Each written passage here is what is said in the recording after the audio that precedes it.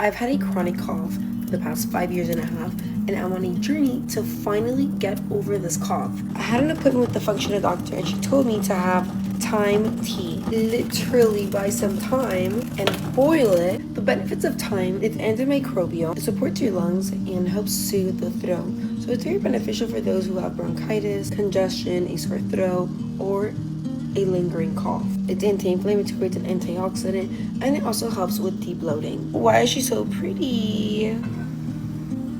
So have that water with some Manuka honey. We got the Manuka honey right here. We added some Manuka honey. Okay, she's ready. I'm so excited to drink this.